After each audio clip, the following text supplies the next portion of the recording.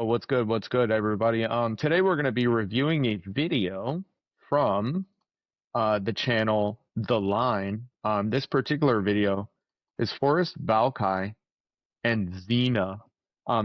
They're presumably materialists, and they're going to be debating a caller who is an idealist. I am also an idealist, which means that I think reality is fundamentally mental, naturally mental.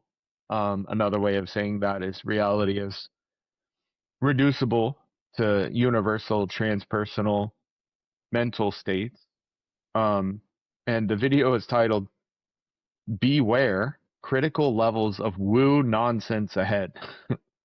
Let's start with dive Lamont, right because in. we've got a couple of God calls here. So let's start with Lamont calling in from Wobbly Axolotls, who just says that God exists. Let's talk about it. Lamont, you're on the line with Forrest and Xena. How are you doing today? Hey, I'm good. How are you guys doing?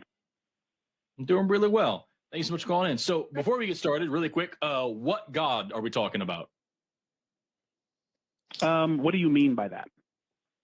Like, which God? Is it the God of the Bible? Is it the God of Islam? Is it, the Gigi Manitou? Is it, Native American gods? Is it Zeus? Is it Thor? Is it Poseidon? Like, who are we talking about?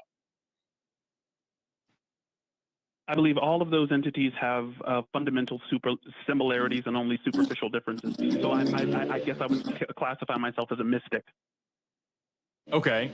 So do you believe in one God or lots of them? I believe in one God. Lots of so you're a different interpretations. monotheist. So I don't know that I would call a mystic a monotheist. The color goes on to describe. Now, granted, with the information that Forrest has so far, maybe that's fair, but I certainly would not call myself a monotheist, and I might describe myself as a mystic sometimes. Would you say that there is any particular interpretation of God that is the most accurate? No. Or no? Okay, but I mean, I'm an idealist, so I think we can start from there.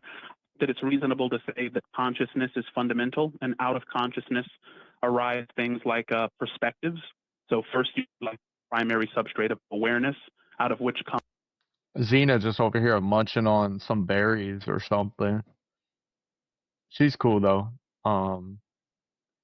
She ends up understanding this conversation, I think, a lot more thoroughly than our boy over here. Ideas and concepts, but all those ideas and concepts are transient, and after we die, we just go back to that fundamental subjectivity that God is. So what the caller is saying right here, sorry for interrupting, is that everything is consciousness, right? Reality is one field of subjectivity, if you will. And what we call physical stuff is how those subjective experiences appear to apparently independent observers.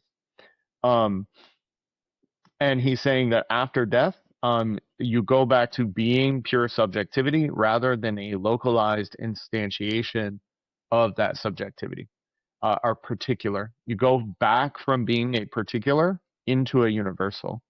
So like one way to imagine this is just imagine a sort of universal, like an infinite body of water. Call it an ocean of consciousness. Within that ocean, there are whirlpools and there are ripples. The whirlpools are individualized, localized points of view, and the ripples are what we call physical stuff. But all of it is ultimately just water. So a whirlpool, a life, an organism, a person, is ultimately just a temporary process of what is actually a universal subjectivity. So after death, the whirlpool is flattening out. Death is the flattening of the whirlpool.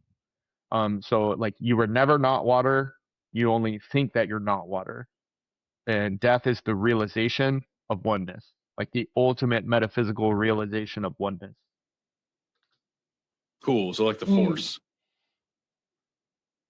I wouldn't say force, because when you're saying force, you're talking about like energy, maybe, and that either has to be like kinetic or potential. No, I was saying like the Force, like from Star Wars, where like when you die, you just go back to this kind of thing that's all encompassing and flows through everybody and stuff. I don't know that the force would be thought of as conscious or omnibenevolent, though. I may be wrong. I'm a little bit rusty on my George Lucas. Okay, well, so you are saying that this God is omnibenevolent. Oh, sure. Okay, and just a couple more questions really quick just to make sure I know what we're talking about. Is this God also omnipotent? Yes. Okay. And then one more, actually two more, sorry. Is it also omniscient? Is it all-knowing? Is it all three omnis? I might need your help with this one because as far as omniscient goes, I would say that all knowledge is either latent or expressed from within this entity. So in that sense, omniscient, yeah. Okay, we'll put a question mark next to that one. And then last but not least, does this God have the ability to think, to make decisions, and to take actions on its own accord? In order to do that, this God would have to localize and become like you or your host or me. So in order to think, you need a mind which is correlated with. Yeah, I just want to say real quick that as an idealist, I'm not super fond of omni properties or even the God language. I think that it adds unnecessary, unparsimonious baggage that then is going to require justification or defense. By the way, if you are still here and you are enjoying this content, please show me some love for the algorithm. I have a larger following on TikTok, but I'm having some issues with that account right now. So I'd really appreciate it if you could give me a thumbs up, hit the bell, hit the subscribe, help me get this channel rolling. But yeah, omni properties I think can be indefensible depending on how you cash them out. Brains, and that's a weakness. So God would have no need for thinking because he's omniscient. He would already know all things. So in order to think, you'd have to like localize, just like you'd have to localize within a dream in order to fly, for instance. So non-thinking, what about the other two, about being able to take actions and influence physical reality of its own free will? No, I don't believe that God is an agent because agency would frustrate omniscience. Look, it seems like it'd be a lot simpler to just say, look, you are the universe becoming aware of itself. The universe itself is just pure awareness, right? It's not self-awareness. It's not metacognition. It's not thinking. It does not have desires. Um, uh, but that universal substrate is the capacity by which you are a mind. And you, us, sentient beings, are the modality by which that complexity allows for self-reflexive consciousness. Rather than ascribing omni properties to the substrate, I don't think we need to do all that. It's ultimately just simple. It is just simple awareness, and that's it. We don't need to say anything else. Got it. Okay, so just to be clear, I've got a monotheistic God based on idealism. All religions are kind of true. This God is omnibenevolent, omnipotent, and maybe, based on the way you squint your eyes, maybe omniscient. It is non-thinking, non-acting, and is not an agent. I got that about summed up? I think so. Okay, groovy. All right, we'll go right ahead. Zena, do you want to kick us off? Sure, I can start. Well, first of all, when I, asked to do this question first, this is kind of like one of the interesting topics and questions I have when it comes to God. I just think to start, it's more so just like when we say that this God is the God that exists, I think that like as we started, what's most important is defining God. And it seems to me that we're kind of defining God as like almost like the collective conscious in some way. There are many different ways to describe this. And I think we see different interpretations in different ways, but you kind of define God as some collective conscious. Do you think that's like kind of a word that maybe, or phrase that maps on to this concept of God that you have? Yeah, I would say rather than a collective conscious, I would say universal consciousness is probably an adequate descriptor of what the caller is trying to get at there. Sure. Yeah, I think that's fair. Like, it's just God is the fundamental thing out of which everything else temporarily, everything else is a temporary excitation out of this fundamental thing that's God. You can think of this in terms of a field as well. Like, for example, when we talk about quantum fields, particles are ultimately just excitation in those fields. So if instead you imagine a non-physical field, if that's possible to imagine, that is not spatially, temporally bound by anything, the reality that we experience are waves in that universal field of subjectivity, of consciousness. Like a field. Right. Yeah. And quantum field. Yeah. And I think when we talk about God in this way, I think it's interesting. And this is why I call myself agnostic, because there's so many different interpretations of what God is. Like, for example, when we look at Spinoza like says things that are somewhat similar to what you're saying, and that he defines things. Some things are like forms, some things are substances. But innately, we kind of all are dependent and contingent upon each other and come from something like similar. Like, for example, at the start of the universe, if we look at things even just like from like a metaphysical level. Yeah, and by the way, Spinoza was largely considered like an atheist because he doesn't think that this God, Spinoza's God, is not a personal God. It doesn't have like desires for me specifically, and I think I would agree with that line of thinking. Began and from that point in which the universe started to expand, we all came from that. So in essence, we all did come from something similar. And then when we go to consciousness, I think that's where it gets a little bit interesting. I guess I have a couple questions. And one, how you define consciousness, and two, I think that even if this God does exist, I think it is important to make a distinction kind of between the way in which people kind of feel about or talk about like a Christian or a Muslim God versus a God sort of like this. But I guess, can I get your definition of consciousness? Yeah, I borrow the definition of consciousness from David Chalmers, who coined the hard problem of consciousness. And he says that consciousness is what it is like to be. So an organism is conscious if and only if there is something it is like to be that organism. That just means that it has internal subjective experiences.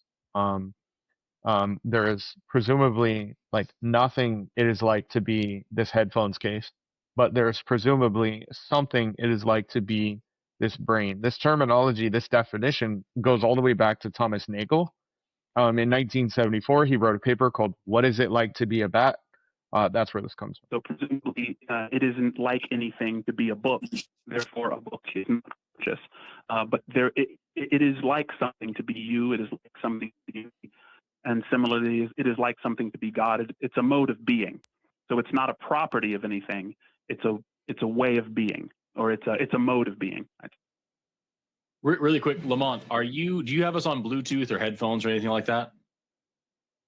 No, just on my phone. Okay, cool. There's just a couple of interferences and some sounds. I was seeing if we could fix it. If we can, it's no big deal. Okay, so we can go on with what you're talking about. Yeah, no, that's it. I borrowed the same definition from David Chalmers. I try to avoid neologisms. Yep. That's fine. So I guess just one more question is, when you say we all go back to this consciousness, because I agree that we are having some experience. I don't know. I think some questions we also have is like, is consciousness a thing? Does it really exist? And that is it material? That's a really interesting way of saying that. Is consciousness a thing? Does it really exist in that it is material? The implication in that, what Zena just said, is that if it's not material, it doesn't exist. I wouldn't agree, like at all. I don't think this makes any sense whatsoever. Etc. And it's just kind of begging the question on a materialist view, right? Because the materialist is going to say that if it is not material, if it cannot be quantified, if it does not have spatial or temporal extension, then it doesn't exist. It's not real. It's conceptual, or it's this or that or whatever. And I just wouldn't agree with that. It's just begging the question. When you say that we go back to consciousness, what does that look like for you? And how are we able to tell that that is the case? I would say that when you die, the object of experience melts away. I don't know this for sure, so I like to start by just saying, like, look, I don't know, and I think that's really important to start with that. But I think that's one of the main goals of brain, is to separate this from that, here from there, agent versus arena. And we can even see, like with experiments done with high dose psychedelic drugs, when you're in a high dose psychedelic state, the default mode network shuts down, the task centric network shuts down. People experience what they call ego death, where like the agent arena distinction kind of collapses, and you go into this mode, which is kind of like pure subjectivity. And this brain state on high dose psychedelics is like the closest we can come to being brain dead in a safe and repeatable way. And yet, Yeah, so the caller is trying to explain that you can experience pure subjectivity, the lack of an object of experience, the lack of an identity, the ego death, by reducing brain activity, right? And this is the case with psychedelics. This is the case with meditation, contemplative practices, certain breathing techniques, etc. Now, I don't think that this is a good place to bring this up, or it's a good line of argument against some materialist position. I think that it can be used in a way that is strategic to say other things, but maybe we'll get into that a little bit later. this is the most exciting experience that people can have in their lives sometimes. Yeah. So I suppose going back to this consciousness, like It's like he's trying to use it to support the proposition that after we die, we go back to being pure subjectivity. And he's saying, like, look, when your brain activity severely reduces, you can directly experience this pure subjectivity. And so that's supposed to be an indication that when brain activity ceases entirely, you just are that pure subjectivity. Again, I don't think this is a super strong argument, and I would not make this argument myself. I know no one really knows what happens when we die, but I suppose if we don't, were you saying that you don't necessarily know if we go back to this consciousness? Like you aren't actually sure if that's the case, or are you speculating? Or Well, I mean, I think it would be my best guess. I think it would be the most skeptical thing to say, because consciousness cannot be doubted because it's the prerequisite for doubt, and it cannot be an illusion because it's a prerequisite for illusion. You can't have an illusion without being conscious. You can't doubt without being conscious. And so I think that it's a safe bet to prioritize it over the things that are emergent from it. So, I mean, even though I don't know, I mean, it might be the case that when we die, consciousness dies too. But from my perspective, consciousness never developed. It never grows. It's always been the same. My mind has grown. My thoughts have developed. I've become more mature. But consciousness seems to just have this thing where it stays the same. It's just running in the background. And I have no reason to believe that when my biology dies, that consciousness will. What do you have in common right now with the you that was 5 years old? Most people will probably say, like, nothing. But there's one thing. There's one thing that you right now has in common with you when you were 5 years old, which is that there's an awareness that has been constant, right? Now, the contents of that awareness, the thoughts, the personality, the identity, all those contents fluctuate. They're in constant flux. It's always changing. They interact with each other. New beliefs form, old beliefs disappear, etc. So all that is subject to constant change, but the subject itself, the awareness itself, the being itself has not changed ever. It has not developed. It is constant. There was something it was like to be you at 5 years old. There's something it's like to be you now. So it seems like what the caller is trying to do here is construct an epistemic foundation, the foundation by which we know things, by which we make truth claims. And he's saying, look, the one thing that I cannot doubt is consciousness, is awareness, because it is the thing that doubts. It is the thing that questions. but he's not making a super strong connect. I think what he's wanting to do is trying to make this point of parsimony. In that it's more parsimonious to assume that reality itself is mental rather than creating a new category and bringing more issues and doing a bunch of storytelling. He's trying to say, look, I'm staying close to home. I'm staying to what I know. And to assume that consciousness goes away after death or whatever he's trying to say is an assumption. He's trying to say that it's an assumption that's not necessarily justified. That would just be a leap.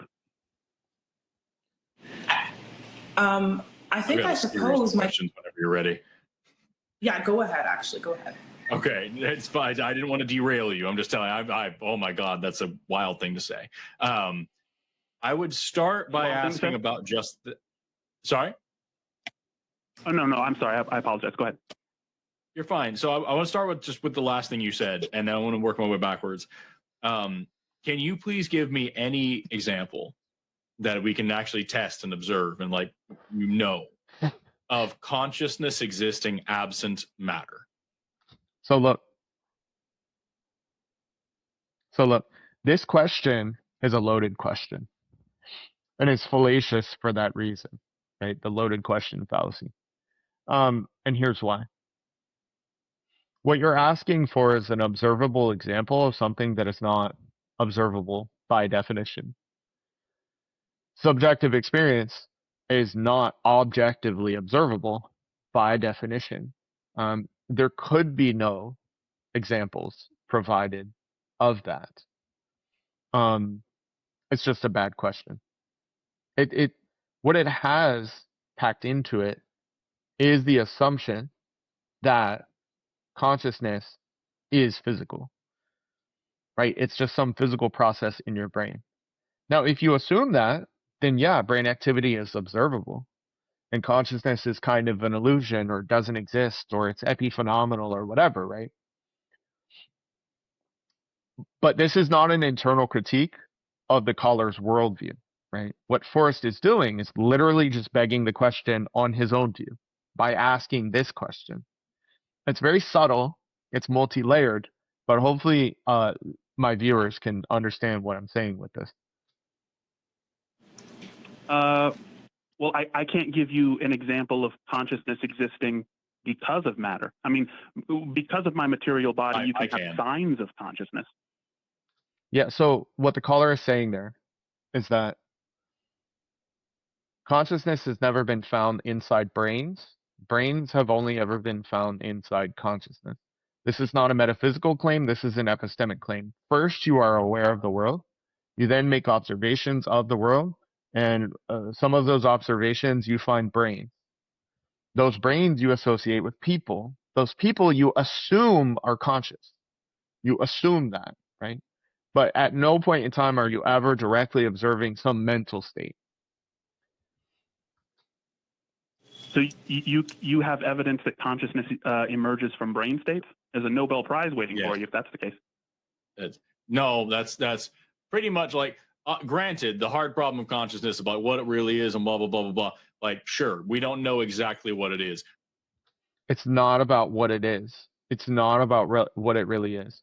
So the hard problem of consciousness, right? David Chalmers wrote about this in 1995. I think it was called Facing Up to the Problem of Consciousness.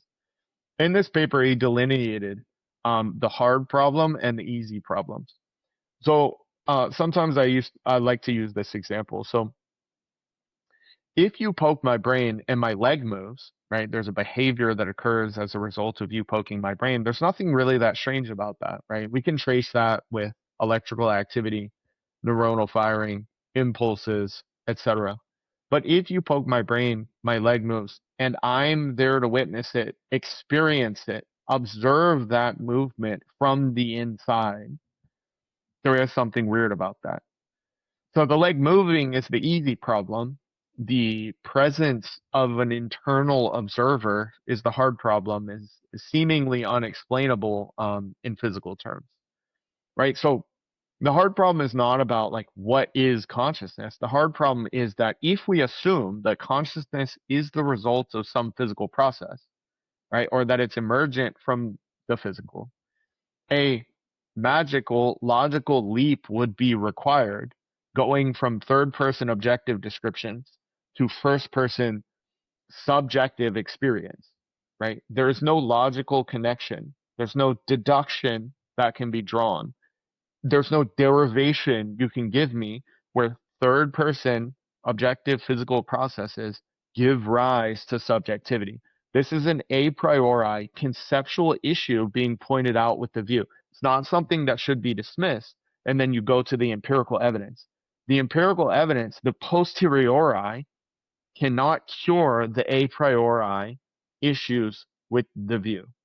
But I think it's overwhelmingly evident that it is at least dependent on matter to exist. It is an emergent property. Two different things he just said there. It's dependent on matter to exist, and it's an emergent property. Nobody is arguing against dependence, right? So, but dependence is not ontological identity, and correlation is not causation. Everybody acknowledges that there are these correlations between what we call matter and what we call mental states. Nobody denies that. But to take that data and then conclude that it is an emergent property is not a scientific claim. This is a philosophical interpretation of the data that I think is ultimately false. Maybe we can get into that later. And we can look back to like the earliest understandings of neuroscience and psychology and really, I guess neuropsychology is this thing, but like just we can look back to the earliest examples of this, all back to like Phineas Gage type shit, and know that the structure of your brain determines quite a bit about how your consciousness is expressed, if indeed it exists at all.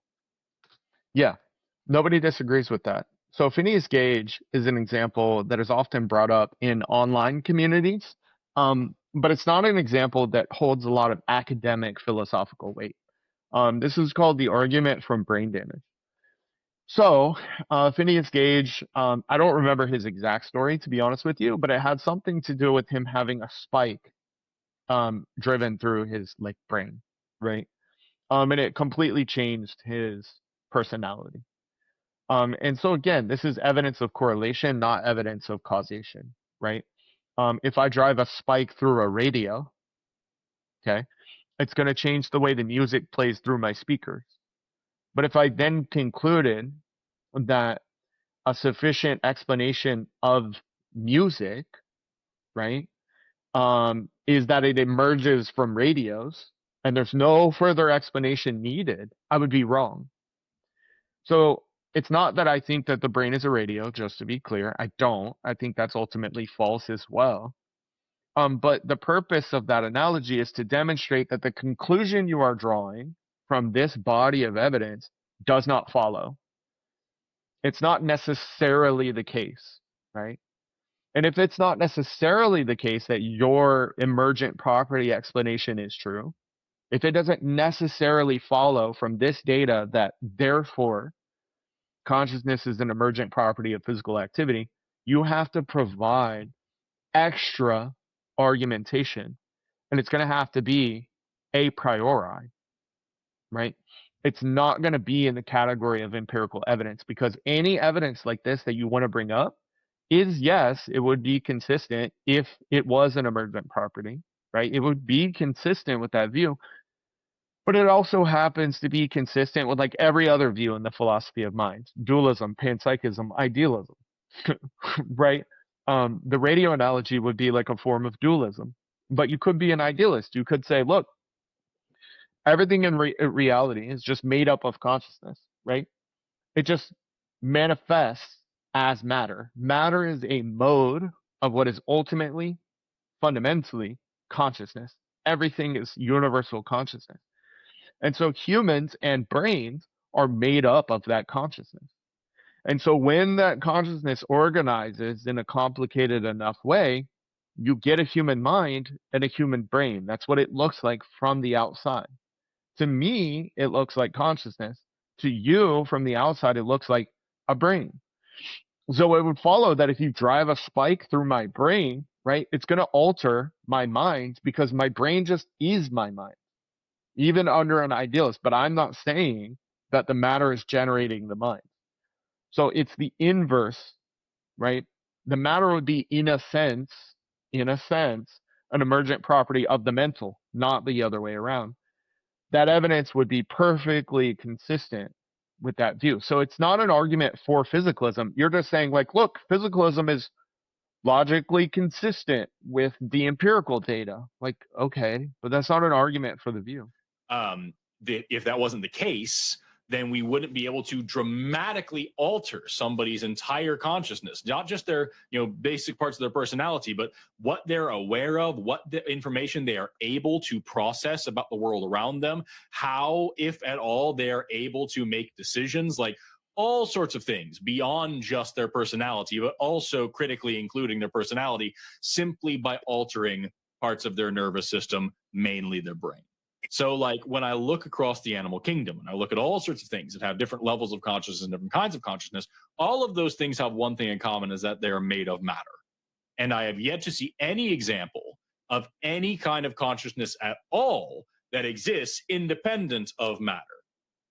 Yeah, it seems like he has dualism built into the way that he's trying to critique this other person, the caller's view. I mean, look, even if it was the case that the caller was arguing for dualism, you wouldn't be able to see the thing that you're referring to anyway. So it wouldn't be an adequate internal critique of the view. Like, if you're just saying that, look, the only things that matter to me are empirical evidence. If you don't have any empirical evidence, then, I reject the view. Okay, fine. But when you're doing an internal critique, right, you're supposed to wear the view like a glove and then see what falls out of that. I mean, that's like the most efficacious way to do a genuine, an honest internal critique. So it seems like Forrest is arguing against dualism of some sort, but the caller is an idealist. So matter is not separate from consciousness. He's not trying to say that consciousness is separate from matter. Matter is the expression of consciousness. It's similar to like a neutral monist view, right? Where a neutral monist would say that, like, look, there is this one substance of reality, and it expresses itself in physical ways, and it expresses itself in mental ways. But it's really just two different modes of presentation of the same underlying substance. An idealist is saying something very similar, but the idealist is saying that that one underlying substance, that's not really a substance, is mental. It's consciousness.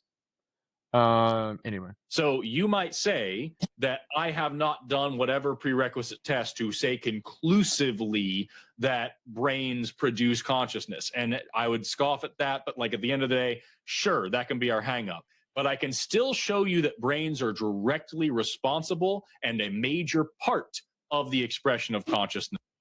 So here's the thing. If you completely ignore the a priori issue that Chalmers pointed out in 1995, you're not going to see the problem at all, right? There's a cumulative case that can be built, right? There's no good reason to suspect that this magical logical leap from the third person objective processes to the first person like properties of experience actually happens. There's no good reason to think that the reality out there is fully capturable in third person objective language. What I mean by that is there's no good reason to think, other than you just assume it to be the case, that reality itself is non-mental, right? This is not something that's shown by science. This is a metaphysical conclusion that Forrest makes, which is not scientific, right? It's a belief. It's a faith position. To say that the world out there is fully capturable in quantitative terms, or that the only things that exist are the things that which can be observed by like us evolved monkeys, it's a stance. It's a belief. But anyway, I'm just ranting now about my boy Forrest. Love you, Forrest. If you want to have a debate, hit me up. And you've got nothing in terms of consciousness exists absence of all of this. So like, that's what I'm asking. Can you give me anything to point to say that consciousness is not the direct result of matter? I did with the 2012 study. If I was the caller, I would be hammering down on the hard problem. Or I would be hammering down on the idea that the hard problem, the a priori conceptual issue, the logical issues with the view are not cured by anything empirical you want to say. It's simply just not how it works, right? It's just not how it works. You have to cure this logical issue before we can even talk about the empirics. We can't even get off the ground with your view because I don't even think it's plausible to begin with because of this logical issue. I don't know if you guys partake. I'm sorry, but, would you please? I'm sorry, you were breaking up at the beginning. Please repeat I can talk about. Oh, sorry about that. I said, yeah, I'm somebody who partakes. You know what I mean? I'm a big fan of Terence McKenna. So the high dose psychedelic studies, which is what I brought up before, this is the closest that the brain can get to being brain dead in a safe and repeatable way. And yet, even though the brain metabolism is slowing to a crawl in those instances, this is the most deep and meaningful and colorful environment. In other words, do not give in to their scientism. Do not give in, do not concede the conceptual ground, the philosophical ground. Many of these debates are centered in the empirical category, in the posteriori category, because that's how we've developed to think here in the West, because the scientific method has been so successful in a very particular domain, which is like the creation of technology, whether it be medical technology, etc., right?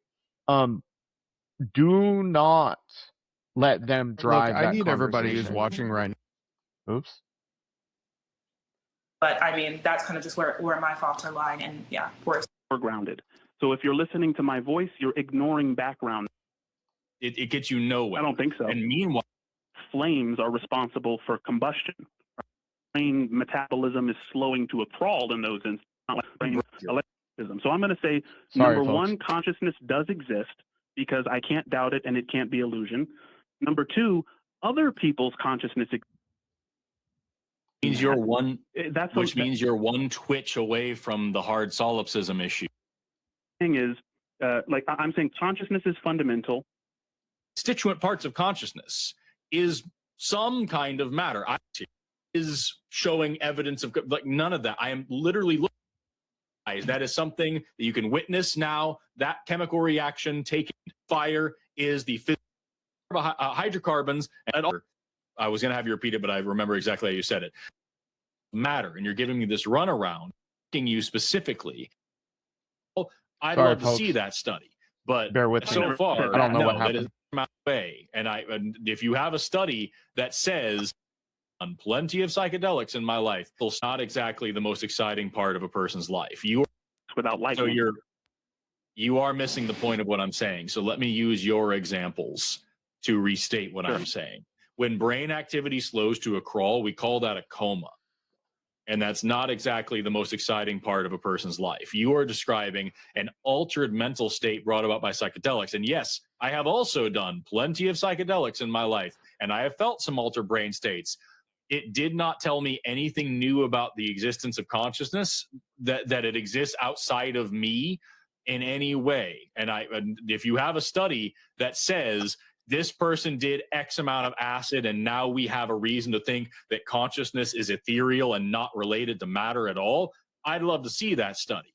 But so far, no, that is, I didn't say you did. I didn't say you did. But that is what I'm asking for. I didn't say you did say those things. I am asking you specifically if you have any reason, any serious evidence of consciousness existing outside of, independent of matter. And you're giving me this runaround about psychedelics and stuff. And now you're also talking about this idea that we can, what was the last thing you said? Repeat it for you, about the I agree with Forrest here. It's not clear what the caller is trying to point out. I know where I would go with the psychedelic conversation. I mean, look, what we know from science, and this is constantly changing, so this might already be outdated, but at one time, what we knew from science was that when someone is under the influence of psychedelics, like psilocybin, for example, overall brain metabolism, global metabolic activity goes way down. but local connectivity goes up by 0.005%.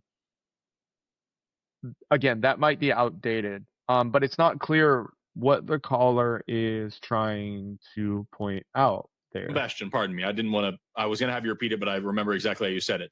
You said that I'm saying that fire exists on its own, or fire is evidence of combustion, as opposed to, that's not at all what I'm saying. I am pointing to the fact that if you put hydrocarbons and oxygen together with heat, you then produce carbon dioxide and water. That is the chemical formula of combustion. Fire is the physical manifestation of that formula that you can see with your mind, or with your eyes. That is something that you can witness now, that chemical reaction taking place. So I'm not saying that the fire is showing evidence of, like, none of that. I am literally looking for the constituent parts here. And the constituent parts of consciousness is some kind of matter. I would argue it's neurons. But if you want to say something other than brains, I'm not going to get into nitpicky. It is matter. It is something that is made of atoms and takes up space and has mass. So do you have evidence, again, of any consciousness whatsoever that is verifiably independent of material, of matter? This whole conversation is just like, look, I have empirical evidence that is consistent with physicalism. Do you have empirical evidence that would demonstrably show that physicalism is false? Which is like not interesting, because it's a category error. The evidence is also consistent with idealism, with panpsychism. I mean, I probably repeated myself 10 times. I don't even think this question can be decided by the empirics, because of the non-observable nature of first-person conscious experiences. It's not something that you can demonstrate, right? It's just like repeatedly begging the question on behalf of Forrest. He's not really providing an adequate argument to favor physicalism over, say, idealism, with the empirical evidence specifically. Now, granted, the caller is not doing an excellent job of delineating what I'm delineating right now. If he were, I think this conversation may have gone a bit differently. Let's continue. Okay, when we're talking about reduction bases in metaphysics, the world looks just as it should if materialism were true. The world also looks just as it should if idealism is true. The world looks just as it should if constitutive panpsychism is true. Good job. I spoke too soon. That is his way of delineating that the evidence you're talking about is consistent with all these things. Physicists don't care about metaphysics. What I'm saying is I'm starting with a different assumption. And I'm wondering, because what you're saying is, I'm saying consciousness is fundamental. And now that's a guess, right? And I'll admit that to you. It may be true that there are some particles or some, I don't know, fairies, pixie dust, whatever it is that you might assume is floating outside of consciousness.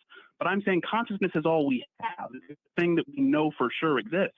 If you think something exists outside of awareness that gives rise to awareness itself, that is by definition completely blocked from any shred of evidence, even in principle.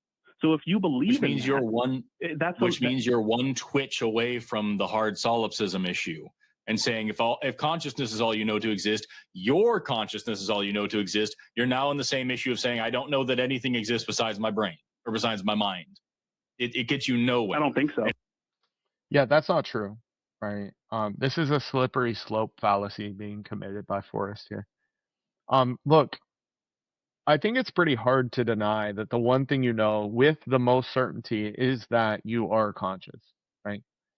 Everything outside of that is questionable. I just think that this is a proper epistemic foundation. It's not even necessarily a metaphysical claim. It is the foundation from which you can build a worldview. And so what the caller is saying is that from within experience, assuming that there is something out there which is non-experiential, can never be verified. It's an unfalsifiable assumption. And it's a postulation that's not necessary to explain the world. Now, this is often conflated with solipsism, but it is not solipsism for the simple reason that I assume that you are conscious as well. I assume that other minds exist. That's it. And I make that assumption based or inference based on an argument from similarity. Maybe we won't go into that right now, but people always want to say, well, idealism collapses into solipsism. And it's just like, look, dude, you have the problem of solipsism too, because we all start within mind, unless you're somehow starting from outside your mind, or you somehow have a greater certainty of things than I could possibly. You somehow don't have the same limitations as I do epistemically. Like, you have the same problem. So I don't know why people always want to put this like just on idealists as if it's their problem to deal with. Like, if you're going to be skeptical, you got to be all the way skeptical. You're not allowed to make any inferences. You're not allowed to assume anything else. If you say that only consciousness, the only thing you can know for sure is that consciousness exists, you have to stay right there. No, well, we can infer our way out of there. Like, no. We can be reasonably certain that other minds exist. It can be a reasonable assumption or inference. Meanwhile, you're saying Plus, solipsism doesn't have any explanatory power. It doesn't explain anything. It just says, like, look, you're all figments of my imagination. Okay, that's a statement. That's not an explanation. Idealism has explanatory power. So parsimony is not the only virtue when we consider these philosophical worldviews, right? There are like 5 virtues in total. At least 5. Okay, solve the problem of hard solipsism then. Yeah, I think it's easy. So the materialist wants us to believe in 4 things. Number 1, that you are conscious. Number 2, that others are conscious. Number 3, that there is something outside of consciousness. And number 4, that that thing gives rise to consciousness itself. So the idealist takes the first 2 and just rejects the second 2 based on skepticism. So I'm going to say, number 1, consciousness does exist because I can't doubt it and it can't be illusion. Number 2, other people's consciousness exists, and I think even though I can't prove that your consciousness exists, I can believe that it's reasonable based on evidence. If you touch a hot stove, you're going to respond in general the same way that I do. So you just that doesn't defeat solipsism, as you know. Every philosopher knows hard solipsism can't be defeated. Yes, which is what I just said to you, and then you said you could easily defeat it, and then you just described faith. You haven't done anything that you claim to be able to do, and I have. Faith is belief. Faith is belief without reason. The caller described that he had reasons for the belief that other minds exist. That's not faith. But this is kind of like gonna devolve from here. Forrest is gonna start crashing out here in a minute. I haven't even gotten into the actual serious questions about your God yet. I'm just trying. Now, I do think the caller did a good job delineating the sort of the materialist wants you to believe these 4 things. The idealist only has to believe these 2 things. So what he's trying to demonstrate there is parsimony. The idealist has less assertions than the materialist. And what Forrest is trying to say is like, look, if you're not going to take the other 2, then you have to be a solipsist. And this is just obviously not true, right? It's not true. Solipsism is not entailed by idealism. It's just internet garbage. I think in order to you think in order to set up a defeater, you have to have a proof? I'm just trying to understand if you're saying that the whole universe looks as exactly as it should if there's materialism and idealism. Okay, on this planet right now, it looks exactly as it should if the sun orbited the Earth. It would look the exact way. How can we actually then verify whether the sun orbits the Earth or the Earth orbits the sun? You don't verify metaphysics. It's a category error. You don't prove your metaphysics empirically. Now, one virtue by which you can evaluate a metaphysics, like physicalism, like idealism, is empirical adequacy.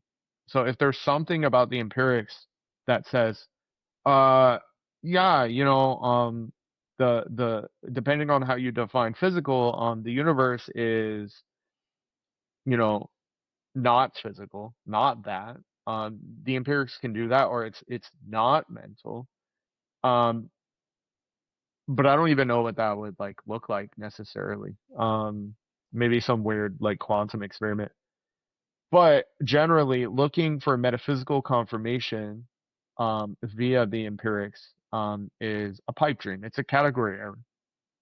Simple as that. There's no empirical verification that the world is mind independent, that the world as we observe it is mind independent. That's not even possible in principle. Actually do some tests and figure that out. You are now telling me that at the end of the day, you just have to make an assumption, and that isn't reasonable to me. No, Zena has something to say. not at all. No, you've misheard me. The universe looks just as it should if there's a teapot orbiting Saturn. I'm asking for evidence that there is such a teapot. You and I both believe and agree that there is awareness. I have provided you evidence. I have provided evidence. I have provided evidence. I'm going to just put you on mute for a second because you need to hear me. I have provided evidence, and just so many better scientists than I will ever be. I provided just more evidence than we can possibly imagine that consciousness is at least seriously associated with matter. I am asking you for any evidence whatsoever that consciousness can exist absent of matter. And we've gotten nowhere. Zena, you had something that you wanted to say before. Yeah, again, the idealist is not saying that consciousness exists absent of matter. Matter is an expression of consciousness. Matter is how consciousness appears when viewed from different perspectives. Again, I think he's just arguing against dualism and doesn't really have a good fundamental understanding of what idealism is even trying to say. I bring the Lamont back.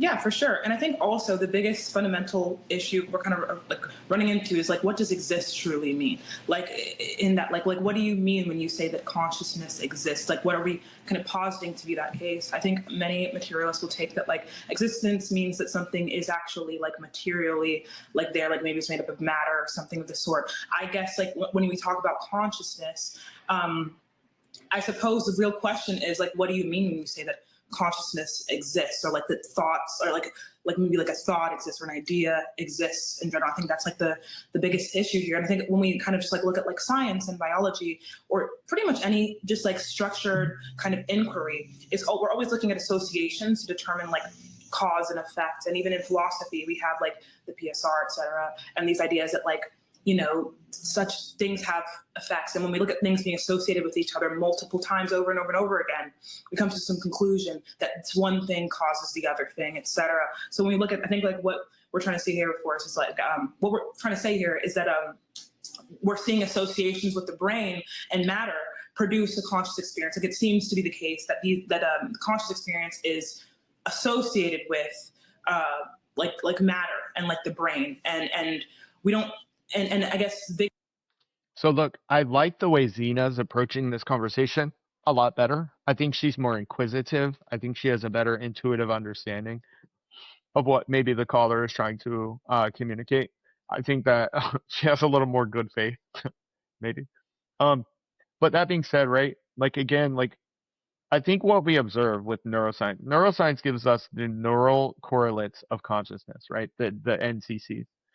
And so what we observe is a connection between physical brain states. Connection is the wrong word. A correlation between physical brain states and certain reported experiences of human beings, right? And what that tells us is that certain aspects of the human mind is correlated to certain aspects of physical brains, right? What we call physical brains. But what the caller is pointing at is something deeper. When he says that reality is consciousness, he's not talking about that it's human consciousness. He's not saying that reality is a human brain or should look like a human brain. He's not even saying that consciousness is like separate from matter, right? He's talking about awareness, which is something that is far more basic than like a human mind. A human mind is a complex arrangement of awareness. that displays as a human brain. So the human mind, yes, is always going to show up as a complex nervous, as a human brain, right? Human eyesight is always going to show up as eyes and the visual cortex, right? Human metacognitive thinking is always going to show up as whatever the prefrontal cortex or whichever cortex it's supposed to be. So if you remove those features of a human brain, you're removing those features of the human mind because they're not separate things. The matter is the extrinsic representation of mind. That applies to the whole body, including the brain. Hopefully that makes sense. And feel free to ask me any questions. If something I say doesn't click for you, feel free to ask. His question is, what do you mean when you say consciousness exists? And how can something exist if it's not matter, kind of outside of the brain, I guess, is just like a really big question I have in regards to like your theory of consciousness. All right, Lamont, we'll bring you back. Yeah. So to answer you first, and then I will get to her. I don't know either her name after that. But you mentioned consciousness being associated with matter. Nobody doubts that consciousness is associated with matter. In integrated information theory and global workspace theory, that's obvious. I'm not saying that there isn't a correlation between consciousness and brain states. I'm saying that you're just committing a classic causation correlation fallacy. If you know and can demonstrate to me how consciousness arises from states in the brain, I don't think you can. No neuroscientist can. This is the reason that the hard problem persists.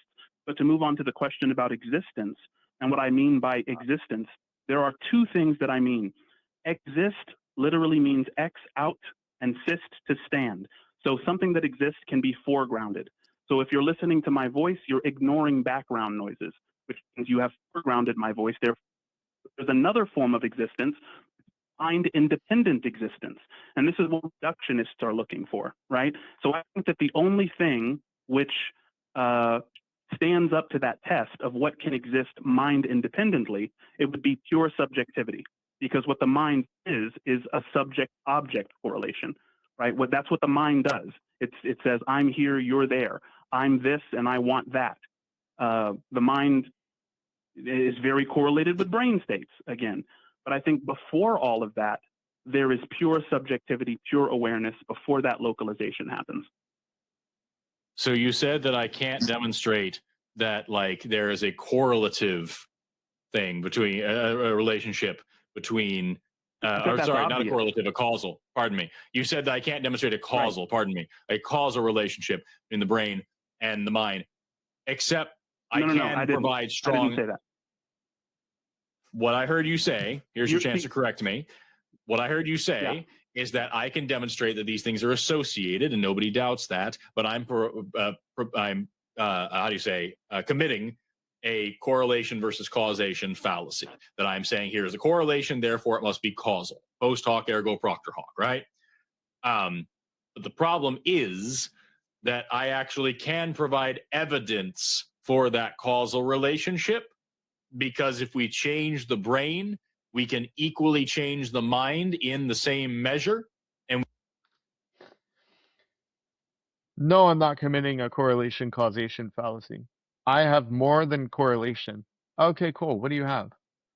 More correlations that I'm going to call causation. Look, for anyone who's interested, there's a philosopher and cognitive scientist at UC who wrote a paper called The Metaphysical Neutrality of Cognitive Science. And the whole point of this paper, it came out like 2 years ago. Whole point of the paper is to point out, right, that the kind of data we collect in cognitive science, and I would argue neuroscience as well, is not the kind of data that could even in principle answer these kinds of questions. Is consciousness physical? Is it non-physical? Is physicalism true? Is panpsychism true? Is dualism true? Is idealism true? The kind of data that we're able to collect in that science is not capable of ever providing a definitive result or demonstrating a causal link between these two things that we know are correlated. These two conceptual things, right? Consciousness, subjective experience, and physical brain states. It's pretty widely accepted that the science does not answer this question. But yet, for some, they kind of don't branch out into philosophy much, and don't really understand this issue to a deep degree. We can do it predictably and testably. Now, that you may not like those things, but my question to you remains, do you have a single bit of evidentiary, like anything, to demonstrate that you have a similar relationship with non-matter and the same consciousness? Can you manipulate something else that isn't material or demonstrate some non-actual material connection to this brain and show that the mind changes? You would not be able to physically demonstrate something that is non-physical. Like, again, he's just arguing against dualism here, which is like not what to call it. But even if it were the case that I was a dualist, right, I would still say that you're making a category error by asking for a physical demonstration of something that's non-physical. Like, it doesn't even make sense. Are you intentionally using mind and consciousness synonymously, or is that an accident? Because if it's not, then it's just modal confusion. Is that really where we're going to take the argument? Is that what? No, which do you prefer? It pertains to it pertains to exactly what you asked. You said brain if I state have and a mind light state. bulb, and you said that's obvious, and you're right. It is obvious. Lamont, if I have a light bulb here, right, and I flip a switch, and electricity goes through the wire, and it turns on the light bulb, right? If I cut the wire, the light bulb turns off. So I can now say that there is some correlation between this wire and this light bulb. Is the wire what's making the light bulb work? No, it's electricity, right? But the wire is definitely in control of this situation. So now we can say, here's the brain, and here's some sort of consciousness, mind, whatever you prefer to say. If I damage, alter, or destroy the brain, if I damage or alter or destroy the brain, then the consciousness changes. No, that's the mistake. What's the mistake? The mistake is correlation-causation fallacy, right? If A is correlated to B, let's say A is the physical state, let's say B is the reported subjective experience or the behavior of the individual or the capabilities of the individual, the intellectual capabilities or something like that. If A, the physical state, is correlated to B, the mental state, it is either the case that A causes B, right? B causes A non-temporally, or C causes A and B, right? From that evidence alone, you do not know which one of these is the case, right? To say that A causes B based on just that evidence, right? The dependence, is to make a correlation causation fallacy. There's no way around it. You have to broaden your horizons, brother. The argument from brain damage is outdated, to say the least. Mistake is you're using mind and consciousness synonymously. I literally just said whichever one you prefer. No, I'm asking you. Wait. That shows that you're confused, though, because the mind is something you have. I gave it to you. I didn't make a statement. I asked you which you prefer. Consciousness is something you are. I don't care which one. I said whichever you prefer. I think, are you talking about awareness? Okay, so show me. If you can, like now that you understand the distinction here, can you give me an example? Distinction. Okay, fine. That's okay. I would love to have whatever conversation you're having, but I'm stuck in this one. Okay, fair enough. Let's get rid of the meta. I'm going to ask you a simple question. Now that you know we're not talking about mind, and we're talking about I awareness. never said we weren't. Can you? That's fine. Don't take it personally. Maybe I misunderstood. I'll put it on me. Such a Here's the stupid question: thing to get hung up on. Can you give that same causal principle between brain states and consciousness? I'm not talking about mind. I'm talking about consciousness, which is pre-mental. Your mind develops. I'm not talking about that. That's something you have. I'm talking about what you are. He's asking for a causal principle, a bridge law, if you will, that links like physical descriptions of brain activities such as frequency, um, um, neuronal firing, ion potential, these kinds of things, linking that physical activity to first-person subjective experience. He's asking for a conceptual connection, a causal conceptual connection between those. Obviously, like Forrest cannot like give that because that's what the hard problem is there is no bridge law. There's no logical inference, right? A valid logical inference from third person to first person. That's not something that's allowed. Like it's a category error. Are you What talking I about? are. So I think, Sorry, go are ahead. you referring to just like the brute fact of like awareness, as in like animals have awareness and so do like humans, and when we like change the brain, that awareness can show up differently, like you can have different thoughts and different ideas, but that awareness is still there? Is that the substance you're talking about? Now you're getting it. You're understanding it. A housefly has awareness. Its mind is less developed and less capable of development than the human mind, because the human mind is correlated with a very powerful brain. So I'm not talking about mind. We agree on that mind and brain are correlated. I'm talking about pure subjectivity, awareness from which mind emerges and develops. Now, I think, right, so here's where I can try to like give some of my slight biological understanding.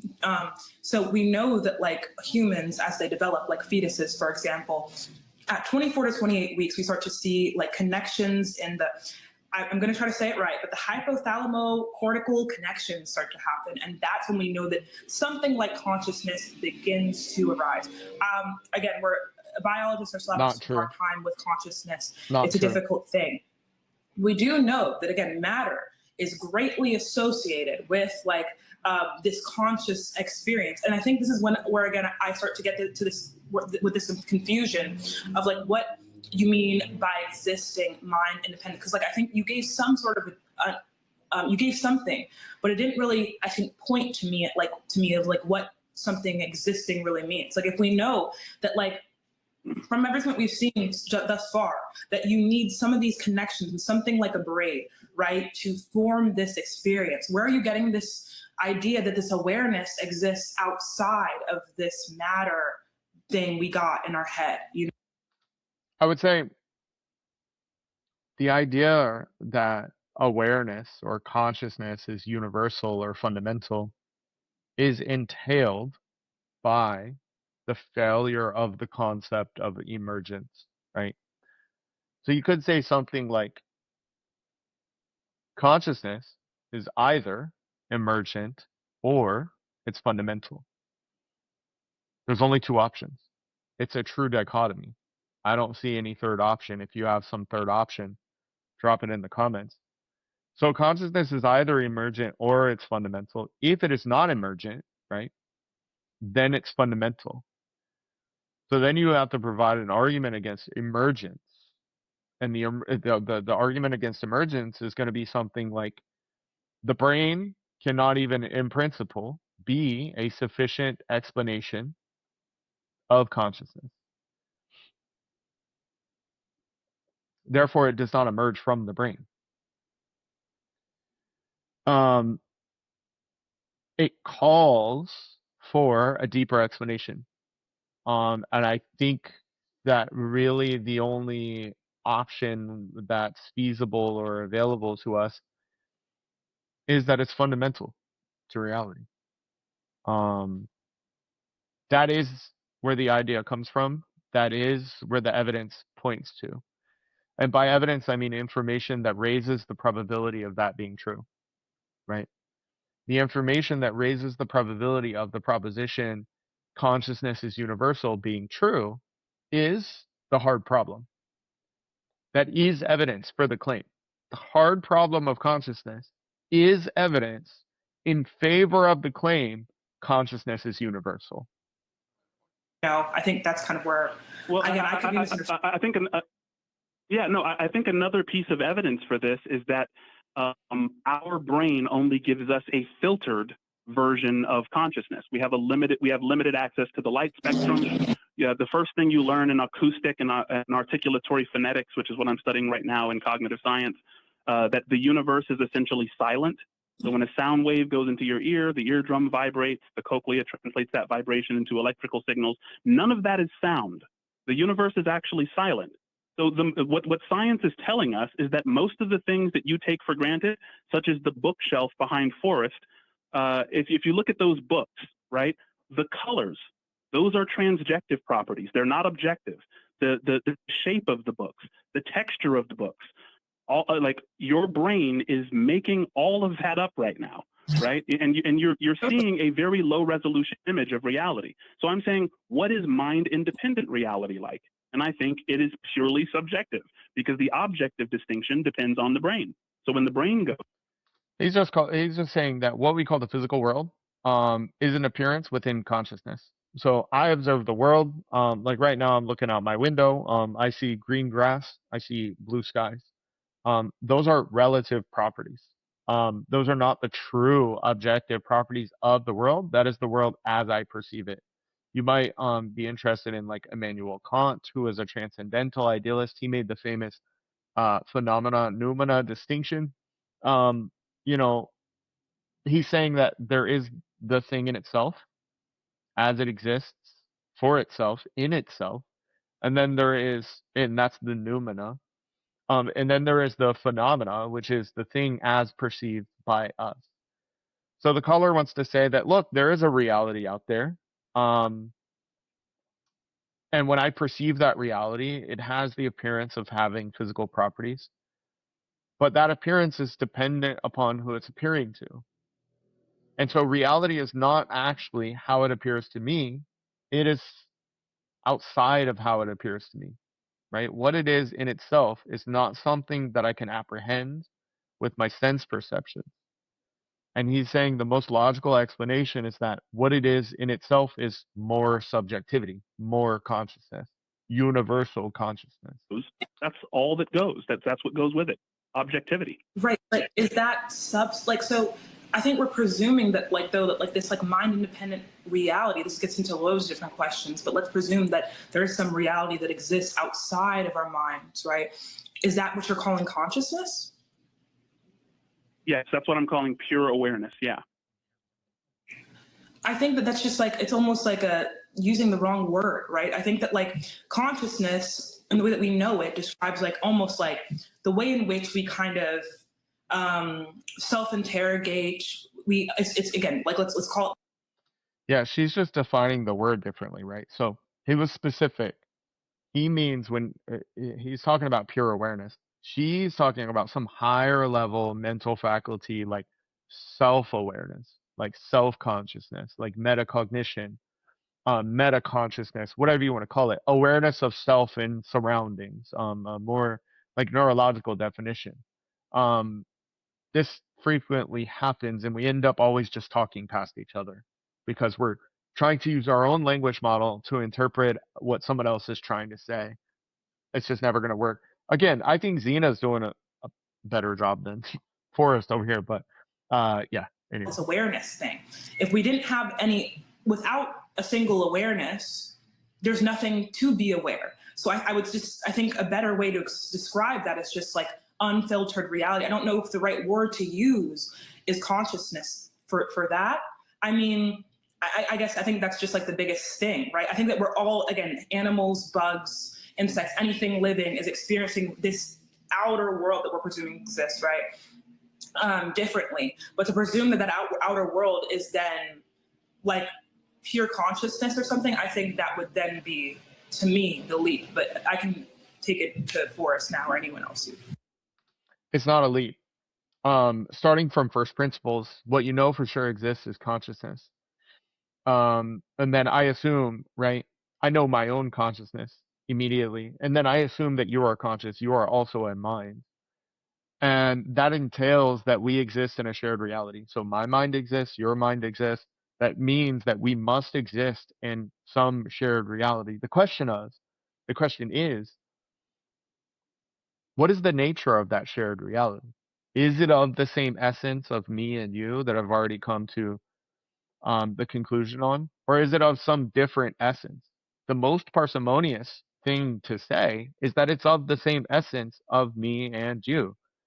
It is subjective in nature, right? Nature is subjective. Nature is consciousness. This shared reality is a mental reality. This is parsimonious. To avoid creating a new category called physical that creates a fatal explanatory issue when it comes to trying to explain the emergence of a human mind from a non-mental substrate, we don't got to do that. We don't got to back ourselves into a corner. We don't need to create a new category. We don't need to make more assumptions than what is necessary. Because if you assume that whatever exists out there is non-mental in nature, it's essentially non-mental, you just created a problem, an unsolvable problem. Why would you do that? So it's not a leap to say that reality is mental. It's a leap to say that reality is physical if you're working from first principles. I just What is a better candidate? And maybe that's just wanna for throw out both of there- you, and then I'll get off the line. no, you go ahead first, Ina. Okay, no worries. I think that when you posit that God definitely exists, I think our goal, right, as the dissenters, is not to posit an alternative, but more to interrogate. Yeah, and if I remember correctly, this conversation is not really going to go too much further in the last 7 minutes. But if you're still here, I appreciate you being here with me. And hopefully you will subscribe to the channel so I can get this channel really flowing. Follow me on TikTok. I will drop my stuff in the description. Again, thank you for being here. I appreciate you guys hanging out with me. Take it easy.